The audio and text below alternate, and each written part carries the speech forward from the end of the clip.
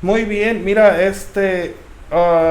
por ahí dándole un pequeño análisis, ¿no? A través de la, las redes, a través de el internet, pues me encontré con un artículo muy interesante acerca de la doctora ah, María Guadalupe Moreno González.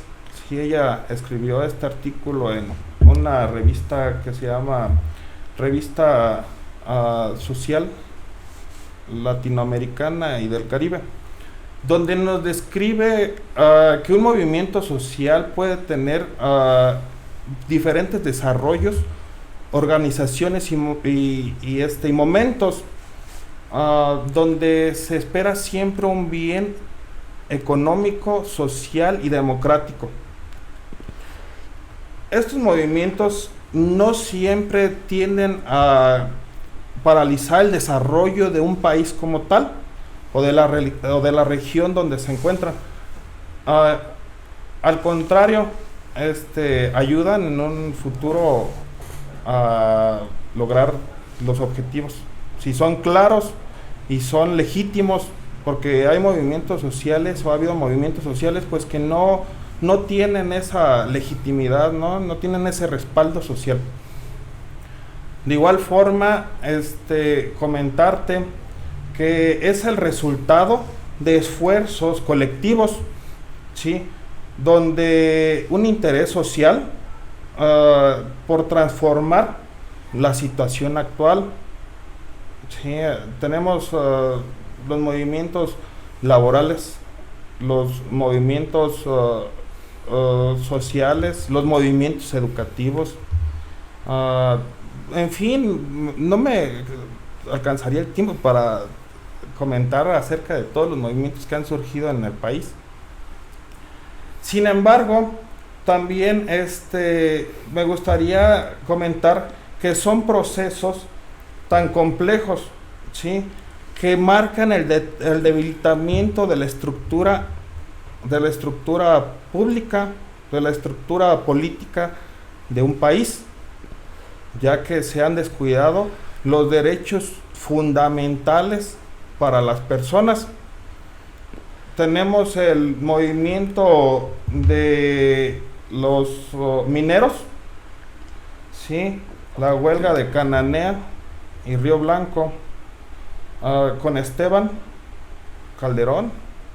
Tenemos también la huelga de los ferrocarrileros con Demetrio Vallejo, y una de las más importantes también podríamos decir de la huelga del movimiento estudiantil del 68, ¿verdad? Cuando no nada más a nivel nacional se estaba gestando una nueva forma de visión, sino también a nivel internacional, donde intervinieron varios países, Rusia, Cuba, etcétera. Hubo muchas situaciones en esa época, ¿no?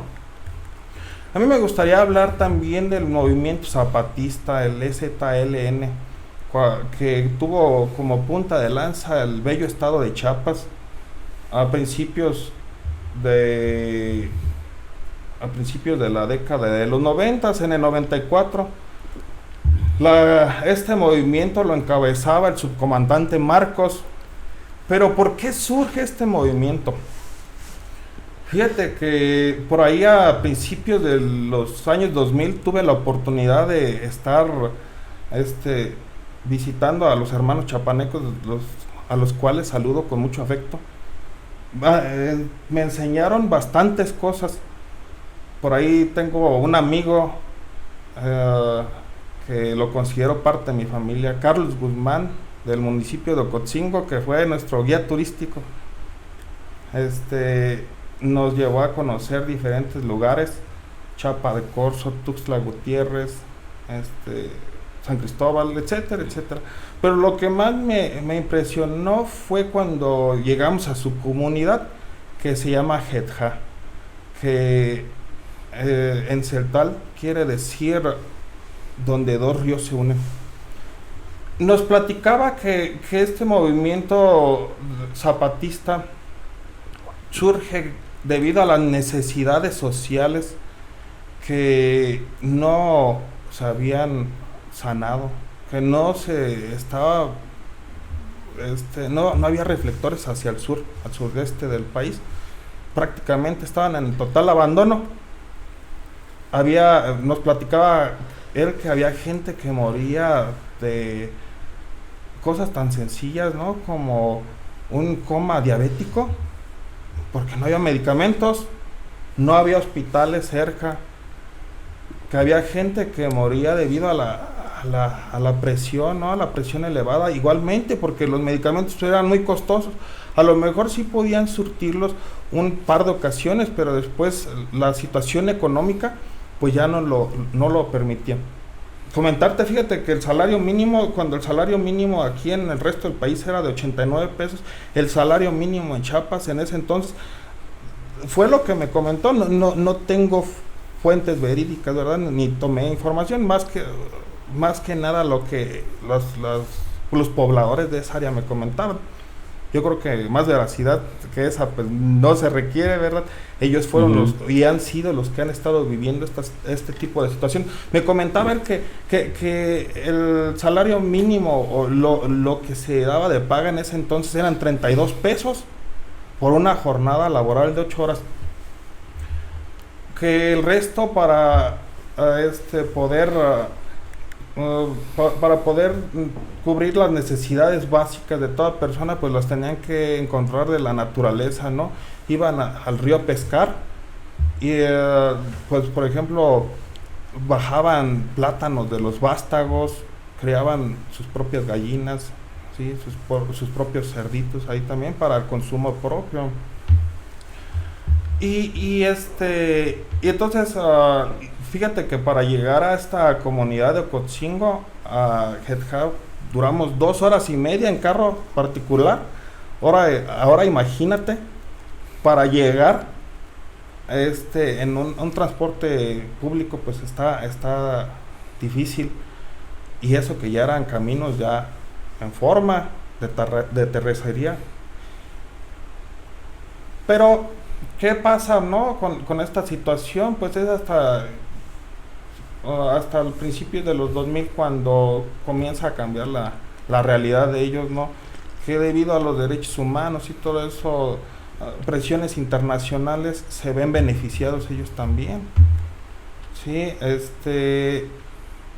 comentar que ha sido, yo creo que de los eventos más importantes para la situación actual de las comunidades indígenas, yo creo, o comunidades, a mí me gustaría llamarles comunidades originarias, este movimiento zapatista, ¿sí? También comentarte que siempre todos estos movimientos marcan la pausa y forman parte del impulso para que todos estos derechos humanos, ¿no? La igualdad, el respeto, la educación se vean cristalizados como tal. Y pues políticamente se vean ya plasmados dentro de las leyes, ¿no? Nacionales. También no olvidar ni dejar a un lado que han costado muchas vidas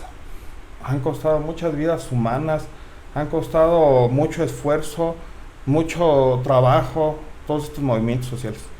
Así es, hermano. Pues fíjate que, bueno, México, siendo un país que logró tener un epicentro histórico, o sea, el hecho de que aquí se encontraran los dos mundos, eso vino a marcar abismalmente, ¿no?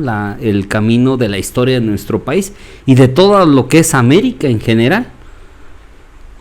Y tristemente yo siempre luego tiendo a ser muy analítico en ese aspecto, güey, porque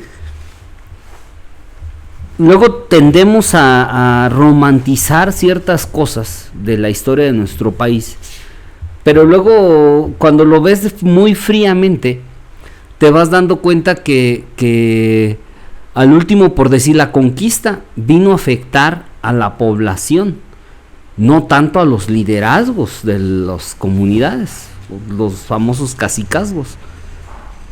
Los cacicazgos indígenas pactaron con los españoles con tal de ciertos privilegios, pues tan así que todavía actualmente hay gente que sigue teniendo ciertos privilegios que no logran tener la gran inmensidad de las personas, güey. Y yo creo que el movimiento zapatista vino a reflejar ese México profundo que pocos quieren reconocer o pocos quieren ver. Y más cuando vas viendo que México es un multiméxico, es un multiverso. O sea, México, vas analizando todas las entrañas de nuestro país y vas viendo que somos un país muy pluricultural, güey.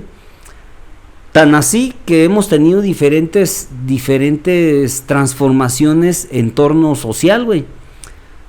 Por decir, yo siempre he dicho, güey, o sea, no solamente fue la conquista de nuestro país, sino también